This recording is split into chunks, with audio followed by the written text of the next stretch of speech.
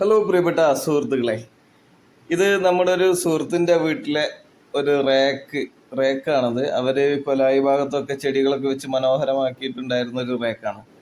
ഇതിലാണ് കുറച്ച് കാലമായിട്ട് ചെറുതേനീച്ചകൾ വന്ന് കൂടുണ്ടാക്കിയത്.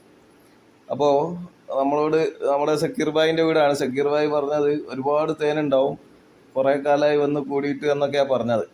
അപ്പം നമ്മൾ അതിൻ്റെ അടിസ്ഥാനത്തിൽ പോയി കൂട് തുറന്ന് നോക്കിയ സമയത്ത് അത്യാവശ്യം വളർന്നു വരുന്ന ഒരു ചെറുതേനീച്ച കൂടാണ്. തേന് വളരെ കുറവാണ്. അത്യാവശ്യം നല്ല രീതിയിൽ മുട്ടയും മക്കളും ഒക്കെ ഉണ്ട്. അപ്പോൾ ധാരാളം വിരിയാനായിട്ടുള്ള മുട്ടകളുണ്ട്, പുതിയ മുട്ടകളുമുണ്ട്. അപ്പോൾ നമ്മൾ ഇപ്പോൾ ഇതിൽ നിന്ന് തേനെടുക്കാനൊന്നുമില്ല.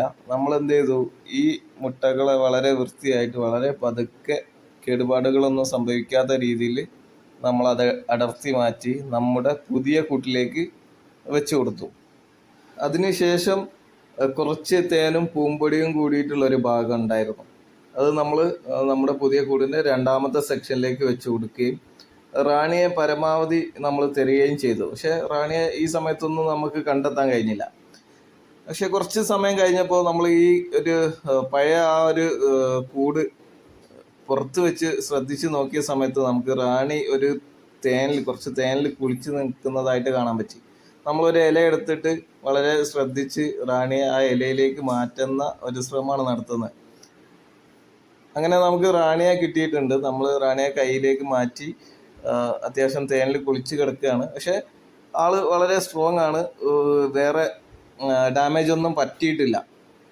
അതുകൊണ്ട് തന്നെ നമ്മൾ ഹാപ്പി ആയിട്ടാണ് ആ ഒരു കൂടിലേക്ക് റാണിയെ സെറ്റ് ചെയ്ത് കൊടുക്കുന്നത്. അപ്പോൾ റാണിയെ നമ്മൾ പതുക്കെ മുട്ടയുള്ള ഭാഗങ്ങളിലേക്ക് മാറ്റുകയാണ്. ഇപ്പോൾ റാണി കൂട്ടിൽ സെറ്റായി കഴിഞ്ഞ് കഴിഞ്ഞാൽ ഈ തേനീച്ചകൾ വന്നിട്ട് എന്ത് ചെയ്യും, പെട്ടെന്ന് തന്നെ റാണിയുടെ മേത്തുള്ള തേനൊക്കെ കുടിച്ച് ക്ലിയർ ചെയ്തിട്ട് സ്ട്രോങ് ആക്കി മാറ്റും.